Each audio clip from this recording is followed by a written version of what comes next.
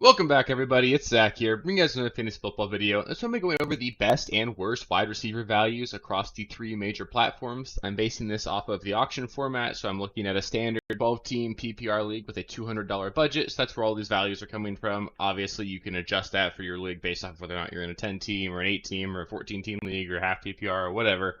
But the main point here is just to sort of see who the biggest differences are across different platforms and identify which players we should be targeting based off of the platform we're holding our league draft on. That way we know whether or not we should expect to be paying a premium or getting a nice discount on players just because of the platform we happen to be choosing to draft on. So really fun exercise doing this here. Already put out a video going over the running backs. If you haven't seen that one, I highly recommend going to take a look at that as well. Then after this one, we'll go over the quarterbacks and the tight ends as well. So it should be a lot of fun. Really fun doing this. I personally take this into account quite a bit when I'm doing my drafts because I think there's a lot of advantage to be gained by understanding how your platform is going to be different from others, because no one platform is necessarily right. I think they all sort of meet somewhere in the middle to form a more accurate, better consensus opinion, and then sort of seeing how far off from the average we are is a really good indicator to see just what kind of value we're getting in all these players. So it's a lot of fun, and I really enjoy doing this. If you guys find this useful or have any questions, just let me know in the comments. It's really fun to interact with you guys there. So yeah, with that, let's just get into the ESPN platform. So starting things off with ESPN, some of the best values at the wide receiver position. We're going to start things off with Christian Kirk, who certainly goes for an average cost of just under $10, but he only costs you $5 on ESPN. So I think Christian Kirk's the perfect flex kind of guy to be targeting on ESPN.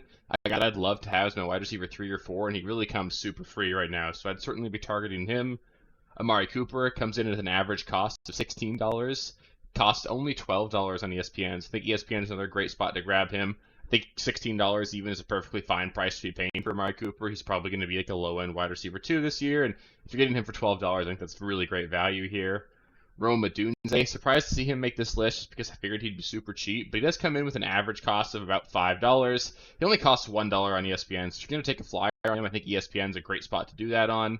Terry McLaurin comes in with an average cost of $8. He only costs $5 on ESPN. I think this is actually a really good year to be drafting Terry McLaurin because he's always had really bad quarterback play and has always managed to put up 1,000 yards and be like that low-end wide receiver 2 for us. And I think he could easily do that again this season. There's no reason to expect worse quarterback play this year than what he's had before. And I think it's possible that maybe Jayden Daniels is just good.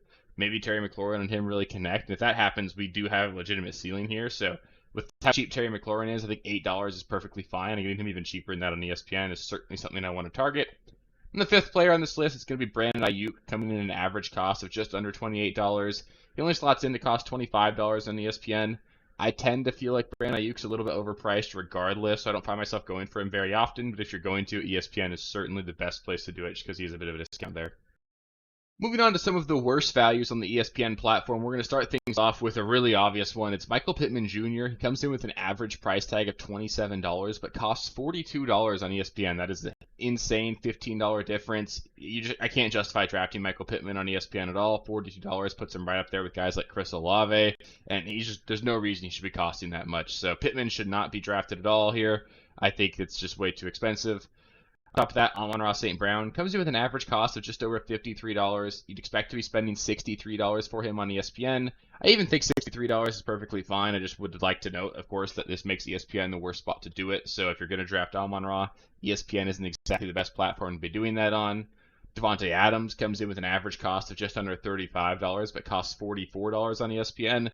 That's a little bit too rich for my blood. Even $35 feels a little iffy, so I don't see myself drafting Davante on ESPN really at all. Chris Olave comes in with an average cost of $36, but costs $45 on ESPN. I don't necessarily hate the price tag. I think $45 is relatively fair. You got Adams going for $44. I would much rather have Chris Olave than Davante Adams this season, so I don't hate the price tag, but I will note that, again, ESPN is the worst spot to be drafting him. And then Mike Evans comes in with an average cost of $32, costs $41 on ESPN. I like Mike Evans, but $41 is just a little bit too rich for my blood. I wouldn't find myself drafting a whole lot of him at that cost right now. Moving on to the Yahoo platform, some of the best values that we're going to see right now, we're going to start with Chris Godwin, currently coming in with an average cost of just over $10, but only costs $3 on Yahoo. So I think if you're going to draft Chris Godwin, it's definitely the best place to do that. He could easily be a really good asset for you, and for $3, I think you can get like a low-end flex guy and be someone that can really contribute to your roster despite being effectively free. Calvin Ridley comes in with an average cost of $11, but only costs $5 on Yahoo. Great platform to grab him on. I've really been coming around to Ridley, and I do think Ridley could be a big value to us in drafts, especially at that $5 price tag. Malik Neighbors, one of my favorite draft players to draft actually this season. I'm pretty significantly above consensus on him, and it comes in with an average cost of just over $12, which I'm more than happy to pay. But on Yahoo, you're only spending $7, so $7 is a really great price there. I would definitely target Neighbors on Yahoo.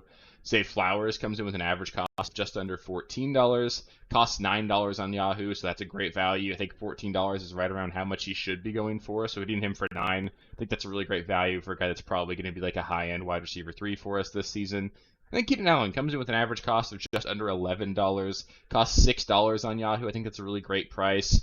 I still don't find myself drafting a whole lot of Keenan Allen. I think he's pretty effectively going to be the wide receiver 2 in an offense led by a rookie. Not really super excited about the ceiling there, but for $6, I have no problem with it. I think on Yahoo, if you're going to grab him at all, Yahoo's definitely the place that I'd consider doing it. Next, we've got some of the worst values at the wide receiver position on Yahoo. There's actually a couple of really significant standouts here, but then there wasn't actually a whole lot of wide receivers that were bad values, but a couple that really stood out. Marvin Harrison comes in with an average cost of just over $29, but you'd expect to spend $42 for him on Yahoo.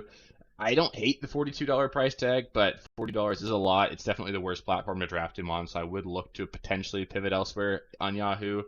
Brandon Ayuk, average cost of just under $28. You'd expect to spend $38 for him on Yahoo. That's a lot. I can't imagine spending that much for him. He's definitely not someone I'd be targeting there. Deebo Samuel, same team. Average cost of $26 and cost $32 on Yahoo. Another just a little bit too rich for me. I wouldn't find myself drafting Deebo really at all on Yahoo. Then Hollywood Brown has an average cost of $2.7, but he costs $5 on Yahoo. That was only significant to me because on ESPN and Sleeper, he's a $1 asset, and then on Yahoo, he's a $5 asset. So certainly a significant difference there. I think if you're going to draft Hollywood, the other two platforms are just a way better place to do it. Last but certainly not least, we've got the Sleeper platform. Some of the best values here. Seemingly all of the wide receivers are cheap on Sleeper. It's sort of different. If we looked at the last video or if you watched the running back video, you'll notice that a lot of the running backs were super expensive. And the big part about that is that made the wide receivers really cheap here. So a lot of guys go for significantly below average. So we've got Amon-Ra, Marvin Harrison, Chris Olave, Mike Evans. All four of those guys are going for $10 or more below average. So I would definitely target those guys. Some other examples, you've got Jamar Chase coming in with an average cost of just under $56. Only costs $46 on Sleeper. Puka Nacua, average cost of just under $45, comes in with a $35 price tag on Sleeper as well. Not ESPN, that's my bad.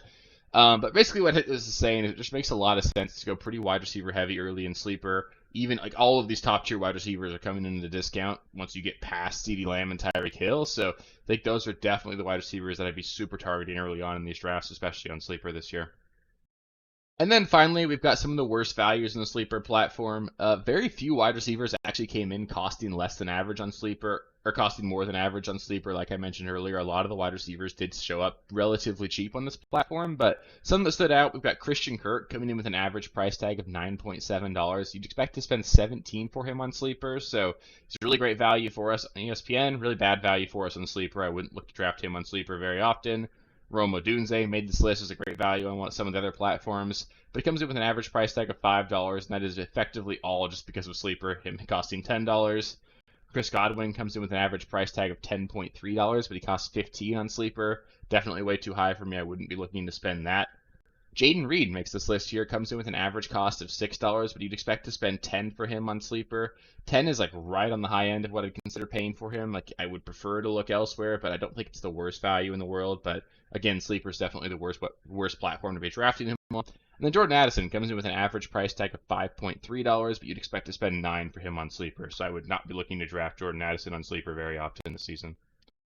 So that'll do it for the best and worst values at the wide receiver position across all three platforms. Up next, I'll be going over the best and worst values at the tight end position, and then we'll close things out with the quarterback position. So hopefully you guys are finding these useful. I do highly recommend that you guys take these into account. If you guys want a full list of all the values as well, I'm happy to share an Excel sheet with you guys. Just feel free to let me know in the comments. I can put that on my website for you guys. But really fun to just sort of see how these comparisons go across platforms, understand where you can gain a leg up on your competition because you know which guys are overpriced on your platform or which guys are out of value. And I think a lot of people in your leagues aren't going to be doing the same analysis, so you'll have a huge leg up on them understanding what the true expected price of these guys should be rather than just what that one individual platform is showing you. If you guys want to make sure you just keep getting access to all these videos, just make sure you subscribe to the channel. Helps me out, helps make sure that I can help you win your championships this season, and we got a lot more content coming the rest of the way, so it should be a lot of fun. So yeah, appreciate you guys. If you made it this far, please do give the video a thumbs up. Helps with the algorithm and helps me know that I'm doing a good job and all that good stuff. So yeah, appreciate you guys a lot, and I'll catch you with the next one. Peace. Thank you guys for watching. If you haven't already, please be sure to subscribe to the channel, like the video, check out these other videos here if you haven't. If you want more content, please feel free to follow me on Twitter at RealSteelFFB. I'll be more active on there as the season goes on. Thanks. Catch you later.